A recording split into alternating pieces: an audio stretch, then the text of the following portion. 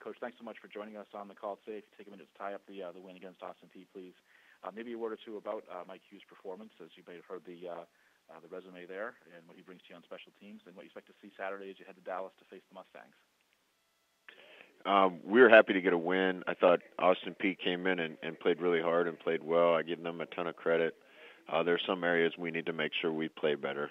That was good enough Saturday. I don't know if some of the things we did would be good enough the rest of the way, including this week. We're lucky to have Mike Hughes. We stuck with him. He got eligible to come late in the process this fall, and he's made a huge impact on our team, on special teams and on defense. Looking forward to a big challenge at SMU. It's a tough place to play. I know they're going to be excited after a big win against Tulsa.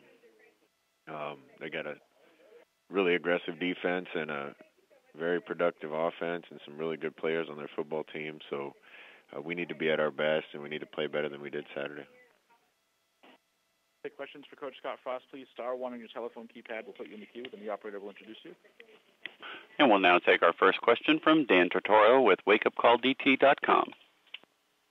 Good afternoon, Coach. How are you? Good, Dan. You? Doing well. To kind of go off of what you were saying about improving from here, to come into Central Florida last season and speak on UCF fast and what you were intending on doing there and building an offense that could get up and down the field quickly, and obviously you're scoring points.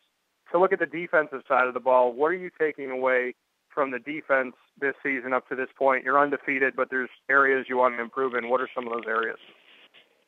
I think consistency, making sure that we're disciplined and following our assignments. Our defense carried us last year to a bowl game. It was definitely the strength of our football team. Our defense has played lights out in games this year to shut down Maryland like they did up there, to shut down really good offense in Memphis like they did here. I don't know if they could have played much better against Navy, but we've had a couple letdowns where I didn't think they played up to their standard. Went up to Cincinnati and we got the win, but I wasn't thrilled with overall performance on defense. And then Saturday, I wasn't thrilled with the overall performance. We need to make sure we don't have a letdown. To accomplish what this team is trying to accomplish, we don't have room to take a step back, particularly in the American. So we need to make sure we're at our best, and it's good if you can learn some of those lessons in a win rather than in a loss, but we definitely need to learn them and make sure that we're playing as well as we can. And as you look ahead with this team, just to speak on energy coming off of you as well as them back and forth, how do you see that translate to them on the field? And then how do they kind of feed you as a coach? Because it seems like what you've been able to do to turn the tide of Central Florida has happened a lot faster than maybe some had thought from the outside looking in. So from the inside looking out, how have you seen the success between the energy you give to them and they give back to you? Well, we're all in this together, and I think we got an unusual environment right now where the players are cherishing being around each other.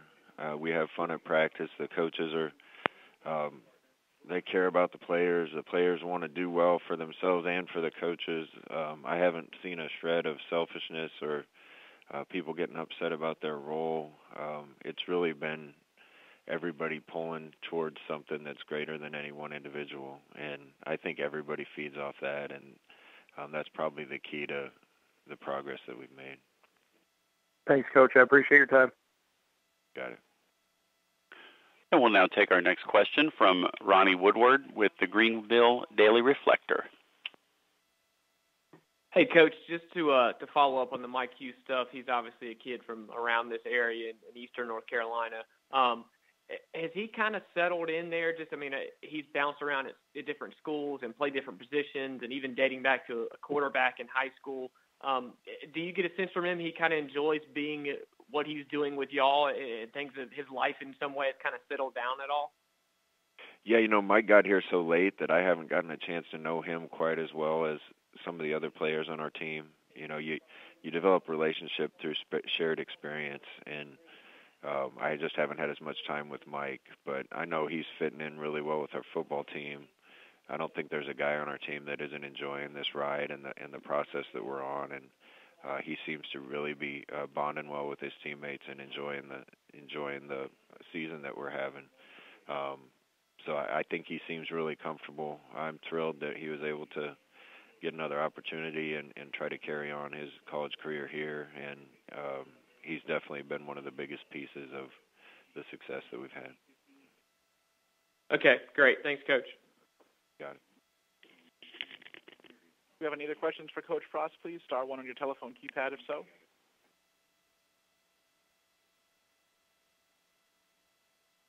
Coach, thanks for giving us a few minutes today. We look forward to hearing from you again next Monday. You got it.